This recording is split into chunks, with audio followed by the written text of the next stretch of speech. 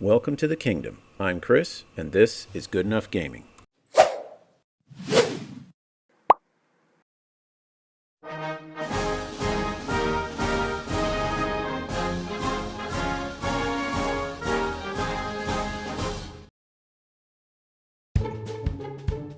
All right. Welcome to the Line of Sight podcast, where we take a look at tabletop gaming from all kinds of different perspectives. And today I have not one, but two guests on the show here. I have Andy from Spymaster Gaming and Ed from Don't Think, Just Charge. And we got a lot of stuff to talk about. So let's get into it. So as I always do, I like to start off asking my guests the same question, just to kind of get the ball rolling. So we'll go alphabetically. So Andy, we'll start with you. How did you get into tabletop wargaming? It was the summer of 2001, if you can cast your mind back to what may have been a nice summer. I can't remember. But that was the release of the Lord of the Rings, The Fellowship of the Ring, and it was also marked Games Workshop's first partnership with a magazine company called D'Agostini, who started releasing the Lord of the Rings miniatures on behalf of Games Workshop, and I spent £1.99 and picked up my pack of 12 Moria goblins from a local newsagent. And that was where my journey began all those years ago. And I continued to play the Lord of the Rings strategy battle game in all of its iterations, and then eventually got into 40k, Warhammer Fantasy, and branched out there. So what's that, 23 years now I've been doing it on and off. Yeah, that's... Oh, I definitely agree. That makes 2001 a good year. I was actually, I was middle of college, and I'll tell a little naughty tale about myself. The only time I ever skipped a class going to college was to go see one of the Lord of the Rings movies in theaters.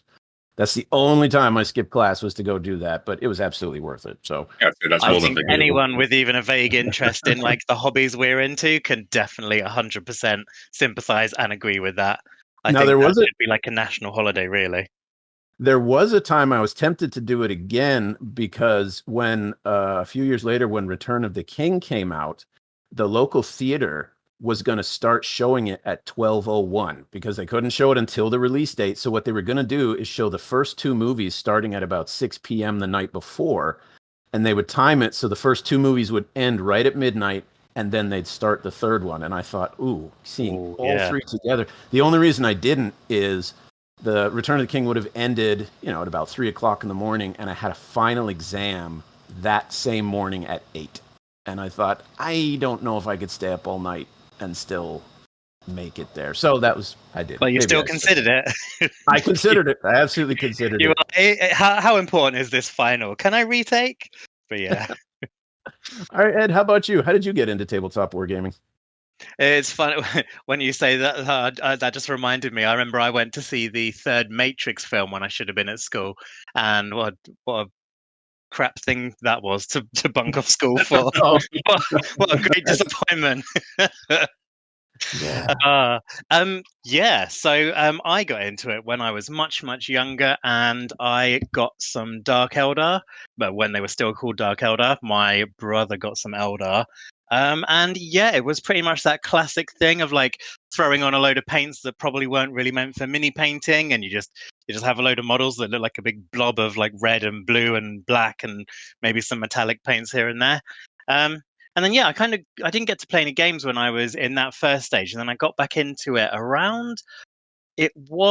remember 2010 or 2011, because that's when the Dark Eldar, still called that at the time, got their massive big re-release. Do you remember they had all those old hideous plastics, and then Games Workshop came out with all those like beautiful new models? And I still think, even though they're like 14 years old now, they still hold up to this day. And I still have a load of them behind me, actually. And then, I moved out of London and kind of put them in storage again. And then it was just like a couple of years ago when I just grabbed them all back out of storage and got back into it. And obviously that's when I heard about one-page rules. And that's how I transitioned into that. Cool. So do both of you still have some of the first models that you ever acquired? You can look back and be like, that was one of the first models I ever bought or painted. I No. don't know. As soon as I left home, my collection got put on the chopping block, I'm afraid. Oh no. Yeah. I don't really. I'm not someone who kind of gets into the nostalgia of things. So I don't really get. I know a lot of people love the kind of retro GW stuff at the moment, but I'm very much like, I think a lot of newer stuff looks cooler.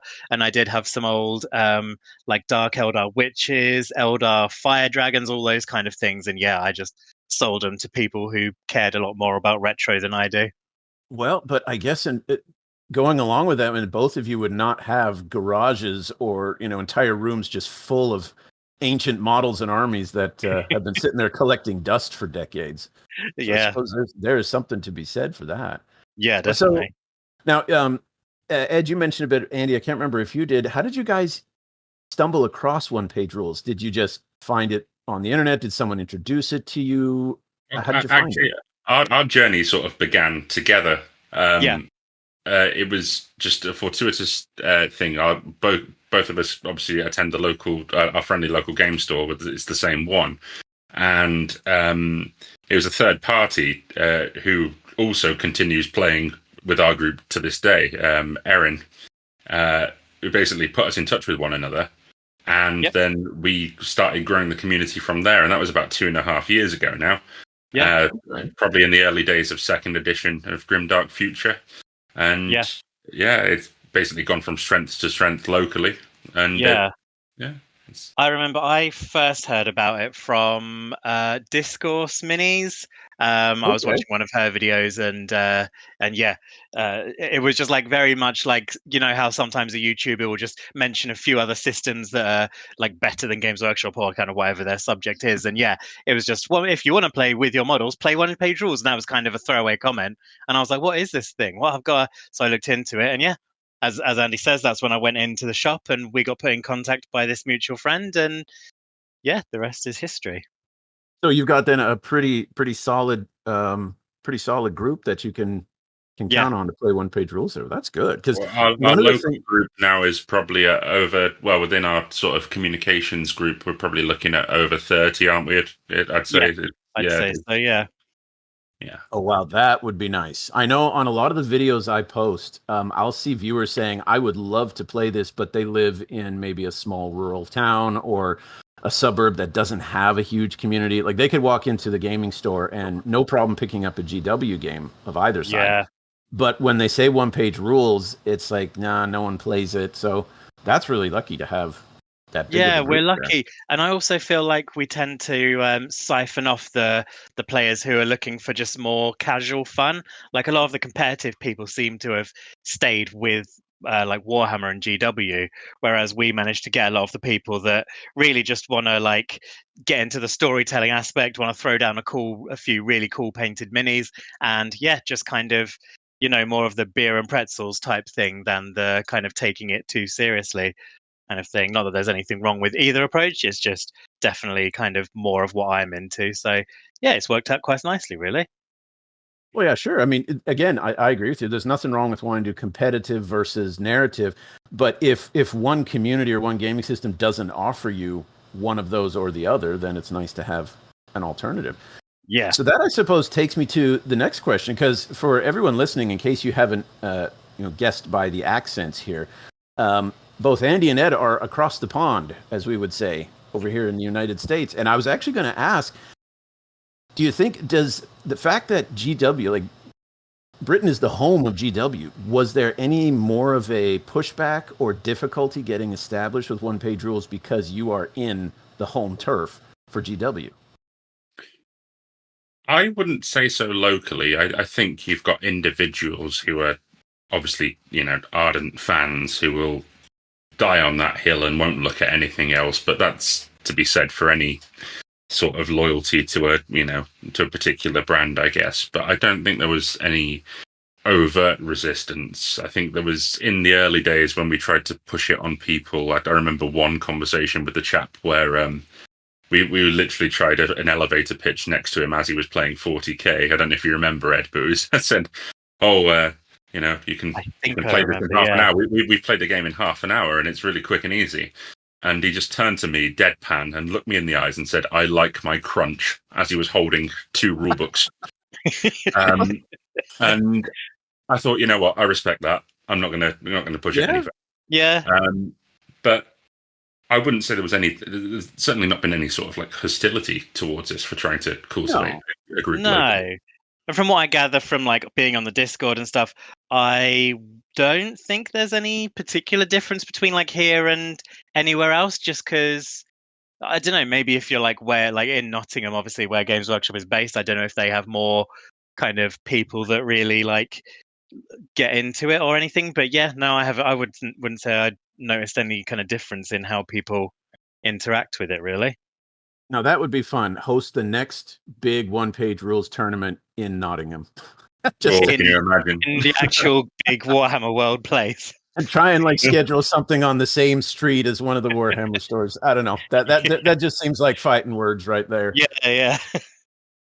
Okay, because I was very curious because it's like, I don't know, sports analogies is great here, but if you go to a particular city, you're not going to find too many fans of another sports team in that city. So I just wondered what the dynamic was like trying to get started with one-page rules. Whereas here, when I tried introducing it to other folks in Virginia, there's pretty strong 40K community, but it's not like there aren't any other games or options or anything like that. So I was just curious about that one. The other thing I was going to ask, there's something I think, and correct me if I'm wrong on this, that's more unique in the UK than in the United States, and that's gaming clubs versus friendly local gaming stores. Am I off on that? Like where you actually pay to belong to a club and they provide tables and terrain and stuff. How does that work? I saw Uncle Atom do a video on this a month or so ago, and it was quite an interesting topic. I don't know if you saw the video. What was it? Well, because he's from your neck of the woods as well, I think, and he was basically saying, yeah, it's very much a British thing, the gaming club, and it's not really a thing in the US, and it got me thinking about whether it is sort of a local thing, but we have both. I mean, there's independent groups that operate their club nights, and for example, I'm going to one this Sunday, which is just outside of the city where we are. But we also have our friendly local gaming stores as well, so they operate in sync with one another. It's quite nice, really, because they tend to overlapping spheres of people. I'm surprised. I would have thought they would have been too strong of competitors. That by going to one, you're in effect saying, well, why would I pay to go to a club when I can go to the gaming store? I was just curious how that dynamic worked out. I think where a store may be bound by certain hours, trade hours, and that, I think a club has the freedom to obviously set its own game nights, but they can operate. They can operate in harmony with one another. It's absolutely fine. So I do feel like a lot of people who we know who go to the store but also are part of clubs. Yeah, they maybe have like a couple of like weekdays to play, or maybe a weekend during the day, but then also a few evenings. And yeah, they tend to, because that allows them the flexibility of just slotting it in around whatever else they're doing. That's when it works out quite nicely for them, I suppose. And you've got the element of where where the store may have like one game that is dominant. The club may offer the variety that you seek. So if you do fail, let's say landing a type of game at the local game store and you can't get any games for the game that you want to play, a club offers you that second chance as well, which I think is important to always consider as well. There tends to be a bit more variety, I find, at the clubs as well, in terms of the number of systems that are played. So okay, and then just out of curiosity, for again, typical is kind of vague, but for a typical local gaming store, how many tables would be in there for folks to play on? Like the ones you guys go to, how many tables are there? Our local one has it's either 10 or 12. Okay, I think it's 10. Yeah, I think it's got 2 rows of 5. Yeah. And then I suppose because there's one I went to in Swindon that has like a load, but they're split between different rooms. I suppose people just get like properties and kind of fit it in however they can, don't they? So yeah, it's quite nice in that one because you're in like some of the rooms just have one table, so it feels like you've got your own like VIP playing area. Because that kind of, I had a theory, and you guys just torpedoed it entirely. I thought maybe it was that the gaming store only had, because there are some gaming stores, at least in the cities I've lived in, where they only have like 2, 3, and so if you don't get down there early, or as you say, if there's a really dominant game, you never get a chance to play the game you want. Whereas if you have a club that has a much bigger space with dozens of tables, I could see the allure there. And so I thought, oh, that's what it is. The gaming stores don't have as much space. The gaming clubs do. So I don't know. I'm asking you guys to be sociologists and psychologists here, but why do you think the club can take off in a place like the UK, but elsewhere it doesn't? Again, I think we're obviously, when we talk about commutable distances in the UK, they're a hell of a lot smaller than the US. What we term local for you could be 100 miles. Very true. Yeah, that is true. I think that's one element to it. I think, as Ed said, people's schedules may dictate more than, say, preference over a store or a club. It may just be, well, one is just better suited to life for you at that current time. And it can honestly be just different friendship groups as well. A lot of clubs that I've been to, I've been to a couple in Wales. I've been to a few up where I am now. From what I found, and I can only speak from obviously a personal perspective, it tends to be a more mature demographic, whereas a lot of the those at the local game store predominantly younger, I find. I don't know if that tracks with Ed's experience, but I can only speak for myself there. But yeah, I would say that makes sense. Although I guess like we tend to be the ones organising them, and we enjoy a bit of a drink. We are warm-blooded British people, so now we can't really arrange a thing without beers. That's an interesting difference there, because, well, one, I was going to say, I wonder if in places like in New England, northern part of the U.S., where there are lots and lots of much smaller states, and you can drive from New York to New Jersey to Pennsylvania in an hour or so, whereas I spent a large part of my life in Texas. You could drive for 10 hours and still be in Texas. So yeah, definitely the size difference. But I know that one of the things that's starting to get a little more popular here in the US is the idea of blending like the food and drink aspect of the hobby with the gaming. And like Citadel, when Warhammer opened the Citadel in Texas, that's what they tried to do. Whereas there's one store where I live here that does board games and a restaurant combined. So you eat dinner there, and then for like a $5 fee, you have access to their entire board game library, and you can play until they close. So I wonder if that might be part of it. If you could kind of combine those two elements of the hobby. Yeah, definitely. You guys have figured that out, and we haven't figured it out yet. Yeah, well, like as I say, the surefire way to get a British person out is to promise them a drink. Like, and yeah, there's a club that we've been kind of setting up that we did a couple of months ago, that we started a couple of months ago, and the whole reason, so we were in this pub that just opened locally to us, and because they're trying to kind of like establish a bit of a name within Worcester, they're obviously looking for kind of events and stuff. And one of the guys behind the bar heard me talking about Warhammer, and instantly his ears like pricked up, and he was like, "Oh, Warhammer, yeah, we've got a function room upstairs. We can like do table service, bring your drinks and everything." And yeah, they've done a couple of meetups now, and it seems to be going pretty well, to be fair. So yeah. And there's never been the accident where someone spilt their beer on, started a title, reenacted the siege of Isengard or something like that by accident. No, not yet. Not yet. I did. Maybe that's it, because I once played a game. I was teaching these younger kids. I was at a local gaming store. These young kids wanted to learn to play Warhammer, and one of them put his soda can on the table, and I said, "You don't want to do that." And before I could finish the sentence, he had knocked it over, and a root beer tidal wave bred across the board, and everyone's models got sticky root beer on it. So yeah. I suppose then again, these were young teenagers, whereas I would hope adults are a little better at controlling themselves. Yeah, you do. Yeah, I think by this age we've had enough, and it's not even like drinks. It's like, when you leave something too close to the edge and you turn to get a paint and you knock it off.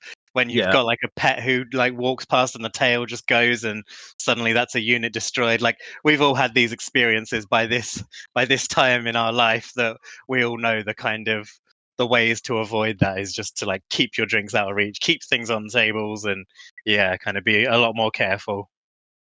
Okay, well, let me shift something topics here a little bit.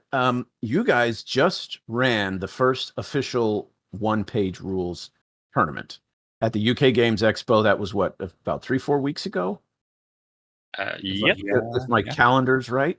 Yes. So, is that the first time either of you have run a big event? And how did it go?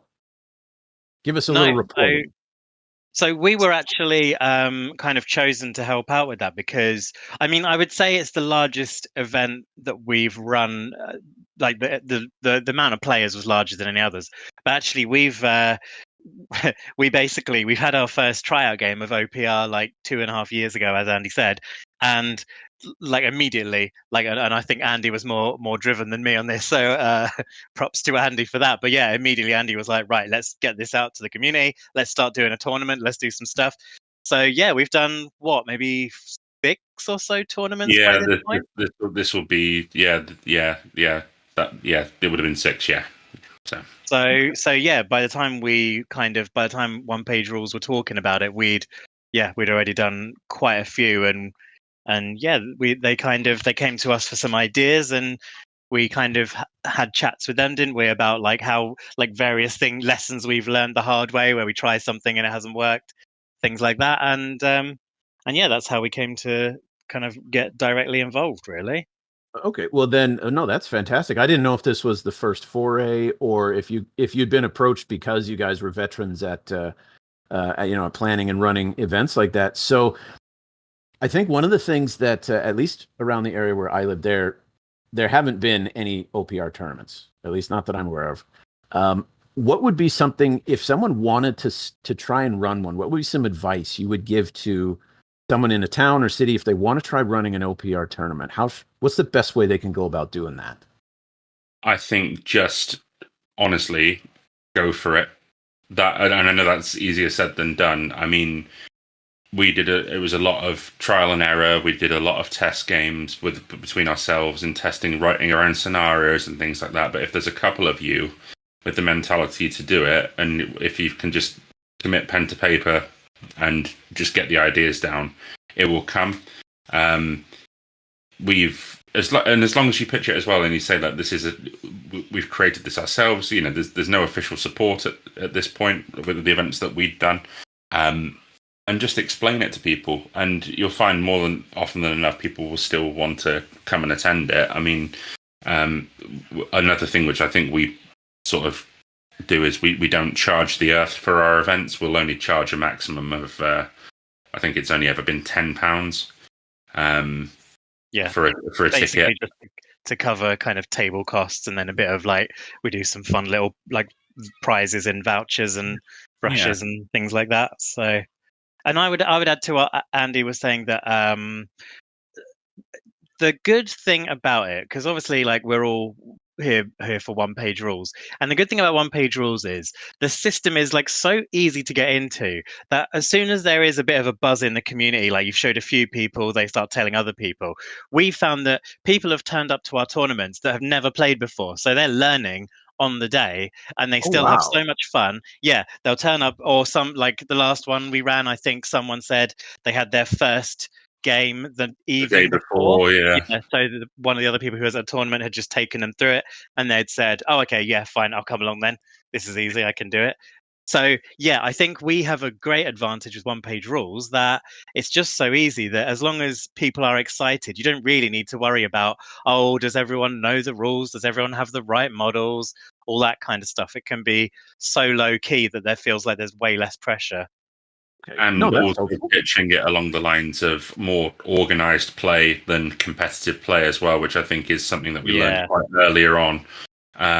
Is essentially to say, look, while there is structure to this, it's in no way uber competitive, and by just saying that, you attract quite a nice caliber of people who are there just for the social structure that the day provides, whereas you're not playing the same opponent that you might usually play in your game group, but you're playing like-minded individuals in a nice structured environment. And I think that's where we've really sort of grown the community, is on the back of that, because we've attracted people who are after that experience, not necessarily competitive.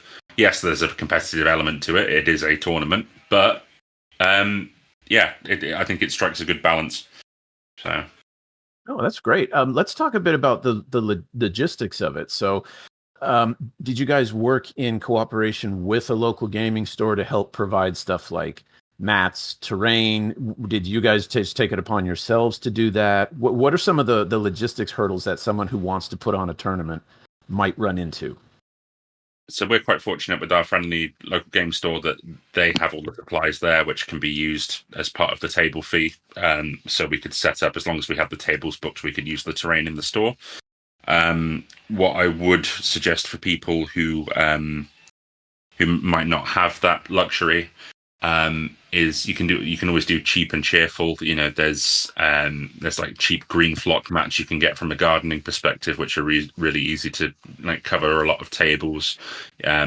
Same with sand ones as well. They're more like gardening mats. They're quite weird actually, but I don't know whether you've got them in the US actually. But they are cheap enough. You can get probably a 6 foot by 4 foot roll for about £7. So what's that? About $11. Yeah. Really cheap. Just throw on the table. And terrain, obviously, it's nice if you've got, official terrain. But I think one of the laws of one-page rules as well is, because it encourages you to be creative with what you've got, use what's there at hand. I wouldn't be afraid to just have a go at making some of your own, try and theme it a bit. Oh yeah, absolutely. If there's at least an attempt to make it look like terrain, like if you start putting soda cans on the table and being like, yeah, that's our missile silo, that could that could weaken it a bit. But okay. And then last question again about running a tournament. Did you guys set the parameters? So I remember for the UK one, it was I think 1,500 points, and you determined what the restrictions were. Did you pick that based on experience having run previous tournaments, or was this we've done bigger tournaments and we figured maybe we'll scale it down? What made you decide those? So for this one, I suppose it was a little bit because the space that One Page Rules had got was it was quite a number of tables. There was an availability for something like, I don't know, around 40 players, was it? Yeah. And that would have been just massive compared to what we've normally done. As it turned out, it was a fairly manageable number, which was nice. But so we were thinking the worst case scenario, or the most difficult scenario, I suppose you'd say, we have around 40 people that we're having to manage. And so, pretty early on, we just decided the scenarios were basically the same for all rounds. 1,500 points, obviously, with one-page rules, and units are fairly points heavy. So that wasn't the largest size you could go up to. We did run a 3,000 point tournament once in our local store. And it was all kind of to make it go as smoothly as possible, really, just because we've done it a load with people we know, and it's always very chill. We weren't sure if we were going to get a load of power gamers, a load of people who with mad weird lists, or you just don't know what to expect. So we wanted to make it kind of as easy as we could on ourselves, I suppose. Okay. And was there any from this last tournament, were there any big lessons or takeaways or things that you would change on future tournaments? Or do you think by now you've kind of got it set to a spine and you just have to add or subtract little details here and there?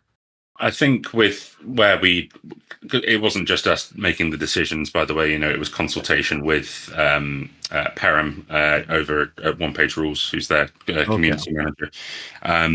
I think it was very much the mindset, because it was the first official one. They wanted, again, as Ed said, for it to go as smoothly as possible. So I think what we'd look at doing next time is, now that it's landed okay and it was received well, is probably look at fleshing out what scenarios are played, have a bit more variety. and then obviously expand that way. I think the points, we probably could comfortably up it to 2,000 points for the time parameters, I'd reckon, as well. Yeah. Personally, I think people were finishing their games in a timely manner. And it was, that's Okay. that's Have you guys ever done tournaments for any of the skirmishes, firefight or skirmish, or do you mostly stick with the two full army ones? So the last one that we did was actually a narrative day, which was Age of Fantasy skirmish. Okay. And basically 6 games. I split all the attendees, split them into 2 teams.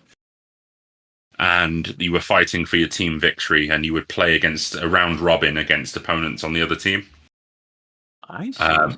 So you play each scenario, and then your victory points or your draws or your losses, they'd all stack up. Your points would stack up against the team score, and then you'd also gain XP as well throughout the day, depending on how your warband performed. So then there'd be individual prizes for whatever warband got the most XP, and then there was a final sort of last round as well, where all of the players on the winning team would have to submit their hero from their list, and then they would just go into a Highlander battle royale arena to finish it off. That sounds like fun. So, are there any, plans? Because when hearing you talking about something like that, I could picture doing something narrative, and I think you were describing this a bit earlier, where you'd have like Grimdark Future or Age of Fantasy, but it would be teams of sorts. So maybe everyone who's Battle Brothers, or at least human, would be one team, and then you could have this team. And throughout the tournament, you're not just competing with your army, but you're actually competing for multiple factions. And that's exactly what we're doing for our next event. So locally, we're running a summer campaign, which is kicking off this. Our time of recording is the 26th of June, so it'll be 30th of June. Okay. And over the summer with a final event on the 1st of September. And essentially what you've just described there is what we're doing. So we're splitting all of the humanity factions, so your Battle Brothers, Prime Brothers, your Blessed Sisters, etc., are all going into the humanity faction. Then we've got the Sheer Destruction faction, which is like your Havoc Brothers, your Soul Snatcher cults, Alien Hives. Then we've got what we've dubbed Noble Xenos, which is your High Elf fleets, your Dwarf guilds, your Saurians, and then Nasty Xenos, which is the other aliens. So we've got 4 broad factions which incorporate most of the army lists. And what we're going to be doing is essentially to enter into the final event, each player who submits an army has to complete 2 games of Grimdark Future at 2,000 points with their army, and then they have to complete 2 games of Grimdark Future Firefight with a 300-point list against other factions. And then there are we've created a fictitious planet in the Sirius sector, which we've just dubbed Inconsequentia. I love the British dry wit. It's fantastic. Yeah. And it's got 6 areas to conquer. So each time you play a game, you'll roll off to see what territory you're fighting over, and then the points will go against the individual territories. And then on the final event day, basically all the points will be tallied at the start of the day, so you can see where the factions stand. And then it will be a tactical play throughout the day to work out which one of your factions can conquer which area and try and take the planet as a whole. So that is the plan for the summer. So what you're basically saying is everyone here has about 4 days to move to the UK to take part in this. That's what I'm hearing, at least. Yeah. Because that sounds like stay with me. That sounds like so much fun. So the question then that people would say here is, I would love to take part in that or to run something like that. So for that campaign you just described, how many people are helping to put it on, and how many hours a week would you say you have to devote to designing, carrying out, and administering these kind of campaigns? Everyone loves to be a part of them, but I don't know if folks recognize just how much work it is to run something like this. So because this is not a mass meta capture, this is not, say, every player on the Facebook group submitting results to me. This is a finite amount of people, which we reckon will probably be about, 25 people all told. It's just basically email submissions of the results. I will be putting it into Excel and then hopefully generating a nice Power BI report that I can share with people weekly to show which faction is doing what. I've got all that set up, which took a few hours.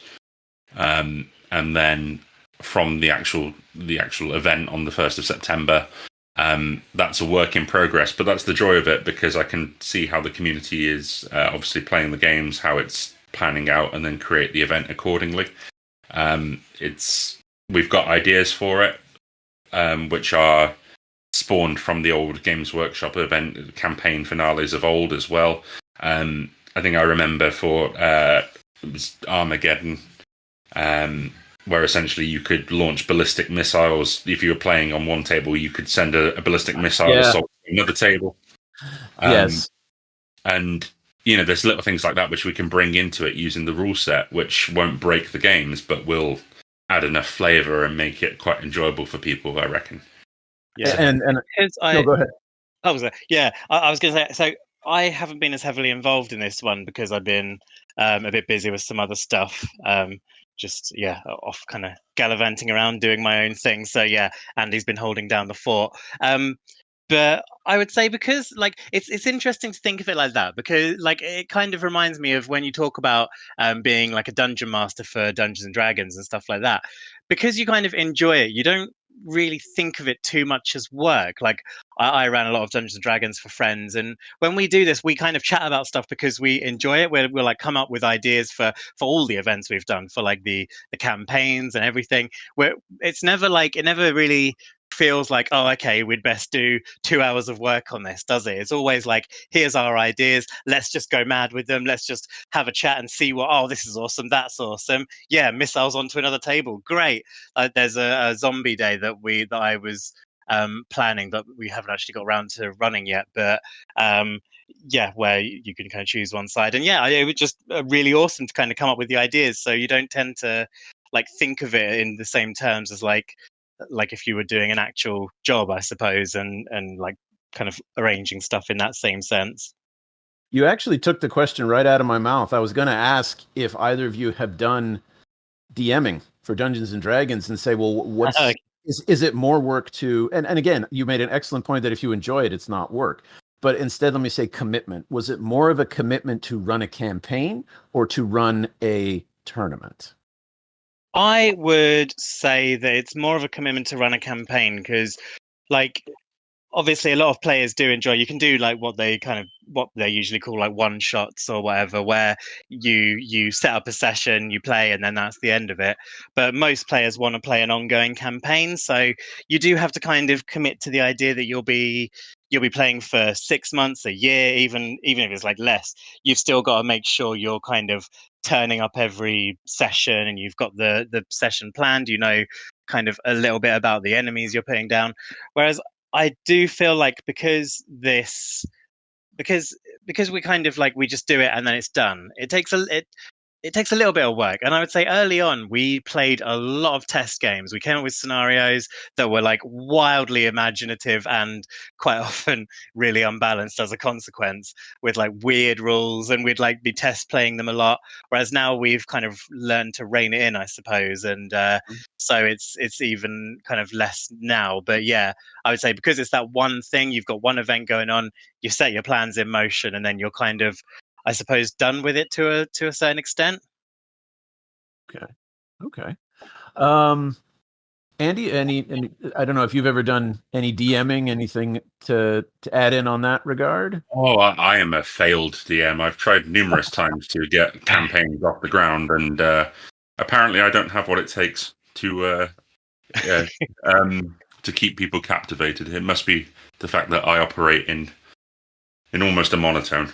But my one key trick to keep everyone entertained is that I always try an accent. I'm awful at accents, but I will do them nonetheless. And people just, I don't know, they're enraptured by my terrible attempts at like Southern American, Irish, Russian, French. I mean, that's fine, but it would still be an accent in a monotone. Well, I mean, yeah, different strokes, different folks. So the DMing thing wasn't for you, but obviously you can run campaigns in OPR and tournaments and stuff. So that's great. I think, as Ed's mentioned, it does take an initial bit of work. Like for me, it all boils down to just the admin side of it. If you can get people to actually do what they need to do, like for example, like I've tried explaining to people within the group, I need you to email me what faction you're part of, so I've got a decent paper trail this time, because there's people taking part from outside of our local chat groups, and I'm trying to obviously get everyone on the same page, so I need it to go through email. That in of itself is a nightmare. Just a simple request, please can you submit what faction you're playing by email? Wow. And then I imagine they also have to like submit army lists and stuff to make sure that everything's that's never really been an issue. It's just wow. It's just the fact that I need the sort of the paper trail initially so I can populate the obviously the data side of things. I think I haven't sent you mine over yet, have I? No, you haven't. You need to do that. Well, I'm glad I could provide a valuable service here. Yeah. If nothing else, you've helped out me as the disorganized person I am to Andy. I'd say it is quite enjoyable. I mean, you get the creative side of it. Like I say, with the naming Consequentia, we do not take it seriously. The planet that we're fighting over has a desert area, it has an icy area, it has a volcanic area. By no means should it be a planet. It's very convenient that way. Yes, it's just, but it's good fun. It obviously gives people the variety as well to like with their their settings and that to play the games. And it'll be interesting to see how it's received. I think it'll be an interesting attempt at doing something like this.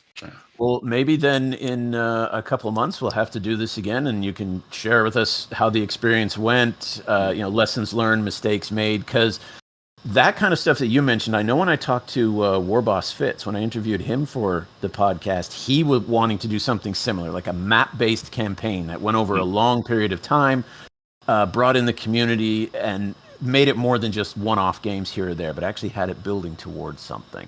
Yeah. So, yeah, absolutely for that. So then heading into the last little bit of the podcast here, talk a little bit about each of your YouTube channels. You each run a YouTube channel. I've looked over, watched some of the videos that each of you had. You each seem to have very, I wouldn't say specific niches, but Ed, you like to do, from what I saw, a lot of the painting side, the hobby side of it. And Andy, you do lots of commentary and reviews and things like that. So what made you guys want to start a YouTube channel, and where do you hope it will go? Do you want to go first, Ed? Yeah, cool. Do you know what, the painting thing for me, I just think there's like loads of really weird stuff you can do with all the different like speed painting techniques, with all the ways that like professional painters, all the techniques they use, like the kind of different materials we have available. I'm just always kind of trying new things, and I thought it'd be really cool to have a way to just document it. And I also like I've loved introducing one-page rules to people and stuff like that. So I thought like video tutorials where I kind of get this idea across of like, not necessarily that I'm teaching you something, that I'm experimenting and you get to join along for the chaos and watch it all collapse around me or watch it go amazingly. And that's kind of the ethos. Obviously the name of the channel, Don't Think Just Charge, is all about just embracing that chaos. And I also do battle reports, so I'm really enjoying kind of learning the filming and editing side of it, interestingly enough. Like, I didn't really think too much of it, but yeah, it's been quite an interesting journey, really. I was the same way when I started mine. I thought, yeah, I'll do the recording and 20, 30 minutes editing and get it up there, and then figured out, no, it's more like if you have an hour of footage, you're looking at 3, 4, 5, 6 hours. Yeah, definitely. So that was a bit of a learning curve. Andy, how about you? With my name, this Spymaster Gaming, it was just to provide intel to the community on all the other options out there, because I think the obviously Games Workshop and that, they get a lot of the coverage, and but they are the biggest in the industry, so rightly so. But I just wanted to showcase that there are other options out there, and it means that there's obviously a lot of stuff to cover. But it also gives me the freedom if I discover something that I like, something that's quite new or innovative, I can just do something on it and put it out there. It's just offering the alternative really, and doing it from a positive place as well.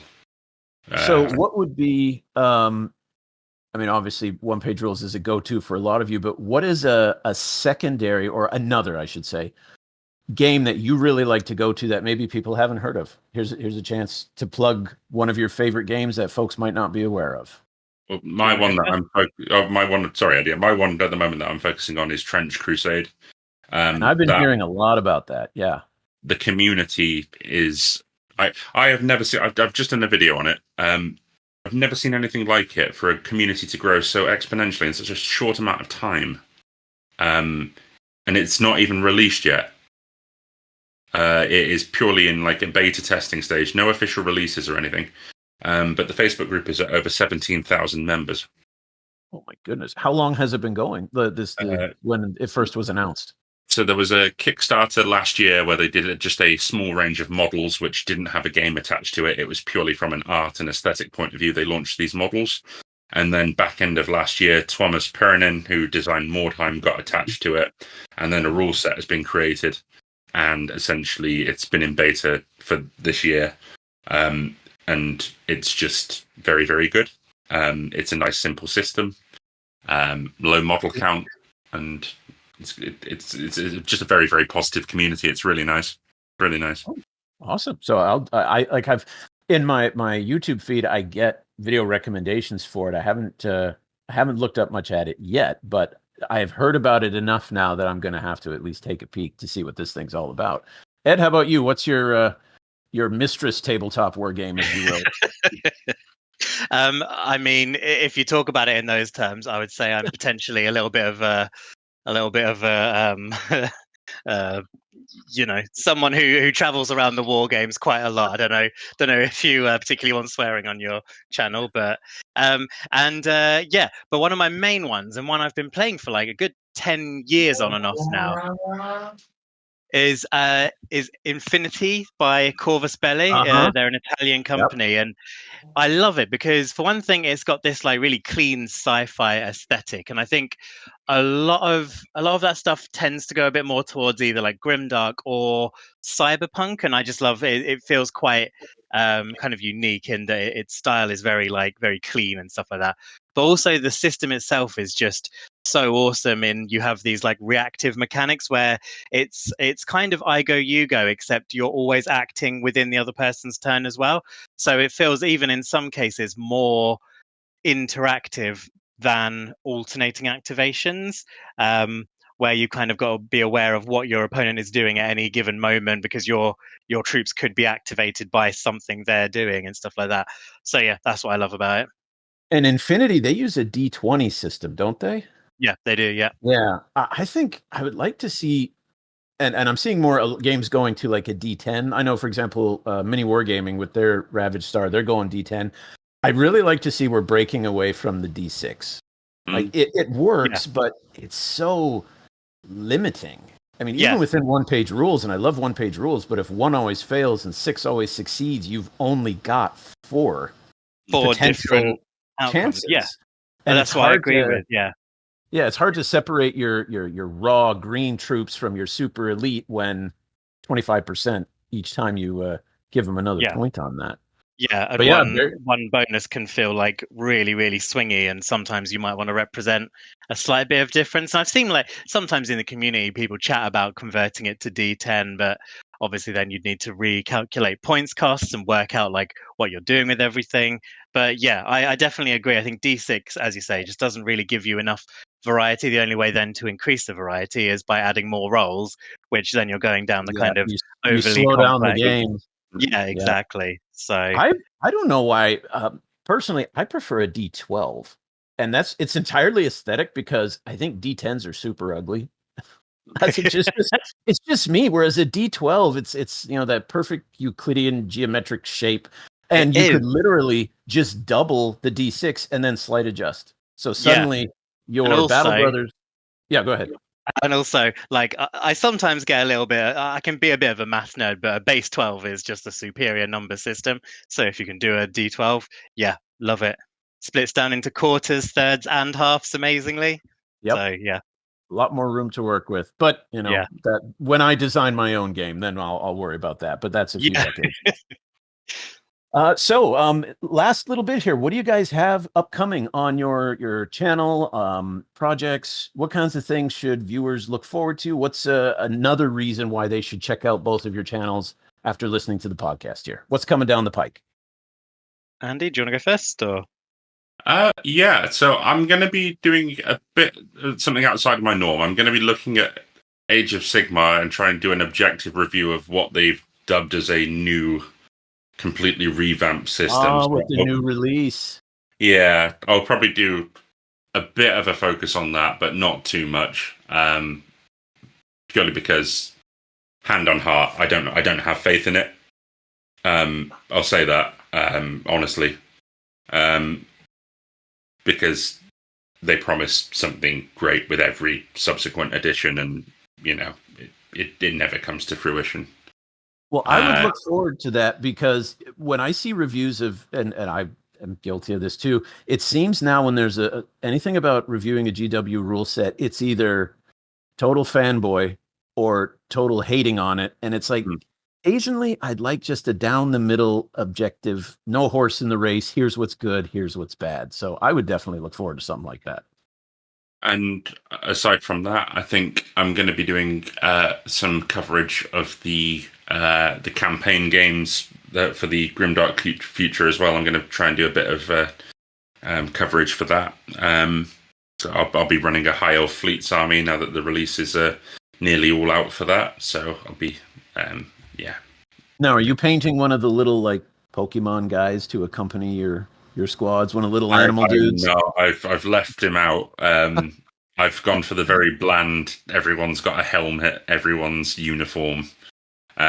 Purely because I want to paint them up as the Rivendell elves from Lord of the Rings. So excellent, very good. Ed, what do we got coming from your channel? What's the future have in store?